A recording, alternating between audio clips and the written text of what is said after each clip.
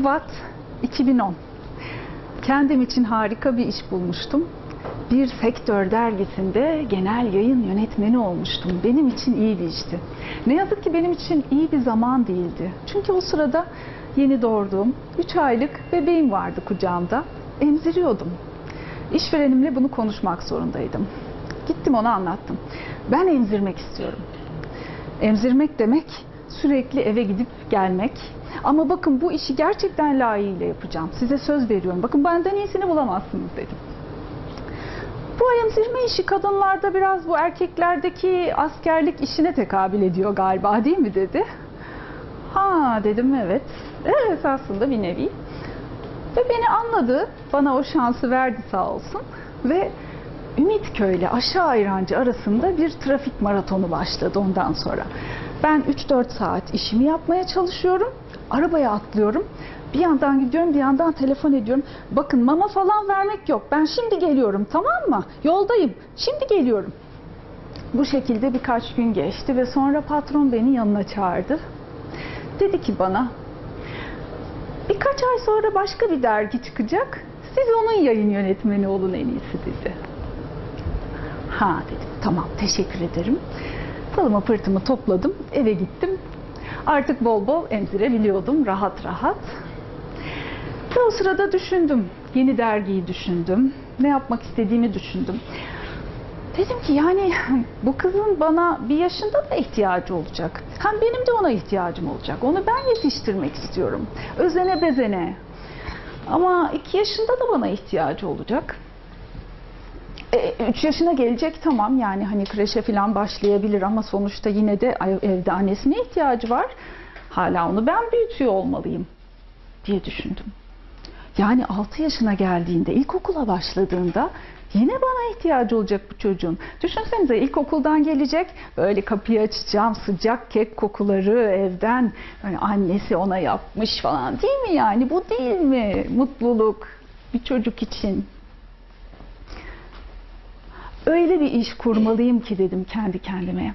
Bu anneliğin ne kadar değerli, ne kadar önemli bir iş olduğunu anlatalım. Hem devlete hem diğer annelere.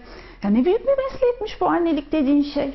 İşte 2010 yılının Haziran ayında Alternatifanne.com devreye girdiğinde ben bir anne için en ideal işi yarattığımı düşünüyordum. İşte bu. Evden çalışacağım. Harika olacak. Her şey çok güzel olacak.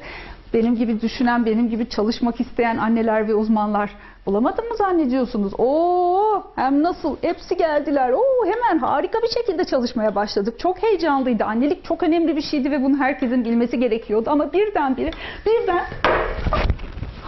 durdum. Niye? Denge bozuldu. Neden? Ne zamandan beri?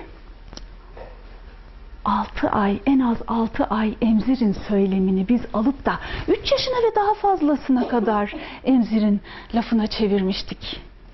Ne zamandan beri gerekli gereksiz çocuğu ağlatmayın sözünü biz alıp da aman gözünden bir damla bile damlamasın, travma geçirir diye anlamaya başlamıştık. Ne zamandan beri bir çocuğun annesine ihtiyacı var sözünü, bir çocuğun kreşe gönderilmesi çocuk istismarıdır diye duymaya başlamıştık acaba? Ve ne zamandan beri mesela gerekli gereksiz ilaç vermeyin sözünü alıp şöyle bir övünme şekline dönüştürmüştük. Aman o da bir şey mi? Benimkisi 3,5 yaşında, daha bir ilaç girmedi ağzına. Ha, aşılarını da yaptırmadık. Orada bir şey vardı. Yani iyi olduğuna inandığım mesajların içinde bir tuzak vardı sanki. Durup düşünme ihtiyacı duydum. Çünkü ben yayın yönetmeniydim ve birçok şeyden sorumluydum. Birçok anneye bir mesaj vermeye çalışıyordum. Acaba verdiğim mesaj yanlış mıydı? Bunu düşünmek için farklı devirlere, farklı kültürlere bakmamız gerektiğini düşünüyorum. Ben baktım. Doğuya, batıya, kuzeye, güneye. Mesela Alman annesinden disiplini öğrenebileceğimizi düşündüm.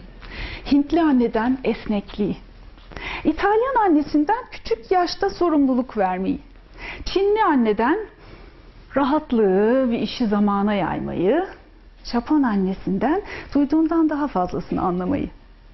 Ama hiç kimse çocuğa nasıl sevgi gösterilir bunu Türk annesine öğretemez. Değil mi? Biz biliriz nasıl seveceğimizi. Biz nasıl içimize sokulur, nasıl yenir çocuk, nasıl kurban olunur uğruna. Bunları biz biliriz, biz öğretiriz. Ne de olsa anne önemlidir sözünü biz anne kutsaldır diye çeviririz. Peki. Farklı devirlere de baktım. Antik Yunan. Antik Yunan'da bir bebek, özellikle erkek bebekler 6 aylıkken annelerinin koynundan ayrılıp kendi yataklarında yatırılmaya başlanıyor. Süt anneleri var, biliyor olmalısınız. Süt annesi edinmek öyle ayıp falan bir şey değil, son derece normal bir şey.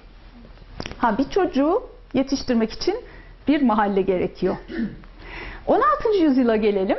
Böyle küçücük ama kocaman yetişkin elbiseleriyle giydirilen küçük çocuklar görüyoruz. Neymiş? Çocuklar yarım akıllı yetişkinlermiş. Oyuncak falan da yok onlara. Bir an önce büyümeliler. Bir an önce o yarım akıl tamamlanmalı. Neyse ki bizim dönemimizde böyle bir şey yok.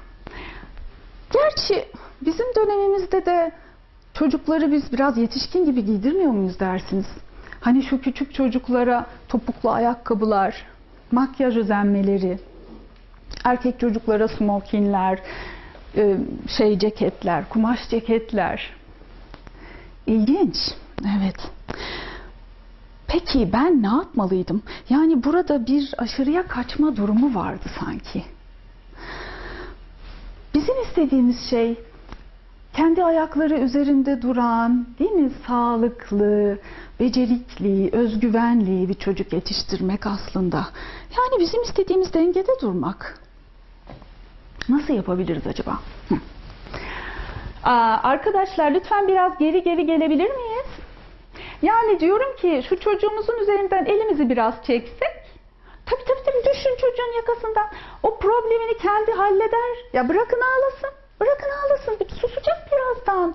Biraz hani gerçek hayatı keşfeder sizinle birlikte. Sadece gülümseyin. Ay ne kadar saçma. Sanki hakaret gibi. Oysa yapmamız gereken tam da bu değil mi? Şimdi durup bir düşünelim.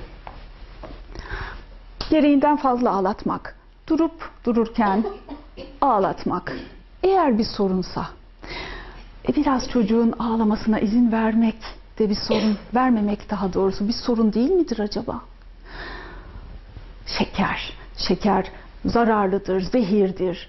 Tamam, şekeri fazla vermeyelim ama bir doğum gününde de çocuk bir pasta yiyemeyecek mi? Bir doğum gününde sürekli arkasında durup onu yeme, bunu yeme, şunu yeme mi diyeceğiz? Evet, emzirmek. Yeterince emzirememek bir sorun ama gereğinden fazla emzirmek de bir sorun değil mi? Eğer bir çocuğun annesiyle yeterince zaman geçirememesi bir sıkıntıysa, yaşıtlarıyla zaman geçirmesi, hatta biraz annesinden bağımsızlık kazanıp biraz annesi görmezken ufak tefek yaramazlıklar yapamaması da bir sorun olmaz mı acaba? Ve nihayet eğer gerekli gereksiz antibiyotik verilmesi bir sorunsa, o zaman gerektiğinde antibiyotik verilmemesi de bir istismar değil midir acaba? Bunları düşünmemiz gerekmez mi? Şimdi bakın, bugünün Amerika Birleşik Devletleri'nde helikopter annelik diye bir şey konuşuluyor. Bunu zaten biliyorsunuz. Ama yeni bir şeyler çıkmaya başladı. Şimdi paranoyak annelikten bahsediyorlar. Bir trendmiş gibi. Aslında bize söylüyorlar, size, bana. Evet, hakaret gibi gerçekten. Ve yine günümüzde çıkan kitaplar arasında Amerika Birleşik Devletleri'nde çocuğunuz 30'larındayken sizi neler bekler türü başlıklar var. Şaşırdık mı? Yoksa acaba bunu biraz biz mi istiyoruz? Cep telefonu için dünyanın en uzun göbek bağı demişler. Niye acaba? Sahi biz cep telefonlarını kaç yaşında alıyoruz çocuklarımıza? Bizim istediğimiz buraya gelmek. O halde belki de şu korkumuzu yenmeliyiz. İlgisiz anne. Bizi bununla suçlamak istiyorlar. Sen yeterince ilgili anne ya da baba değilsin demek istiyorlar, değil mi? Bence bu topraklarda bu ilgisiz anne pek az olur. Ama bu topraklarda biraz aşırı ilgili anne, hatta paranoyak anne çok kolay olunur. Çünkü zaten bu yönde büyük bir destek var. İşte o yüzden bence bizim yapmamız gereken, evet, kalbimizi dinlemek ama biraz da aklımızı dinlemek. Bir bacağımıza verdiğimiz o emeği öbür bacağımıza da vererek, evet, kesinlikle kolay değil. Kesinlikle kolay değil ama gerçekten önemli. Sürdürülebilir iyi ebeveynlik ne demek? 0-3 yaş arası dünyanın emeğini verip, bütün hayatını çocuğa adayıp, 3 yaşında ve sonrasında da helak olmuş şekilde artık bir kral çocukla yaşamak demek değil. Sürdürülebilir iyi ebeveynlik demek, en başından itibaren çocuğa olduğu kadar kendine de yatırım yapmak demek. Belki de bunun altında biraz kendimizi eğitmek vardır.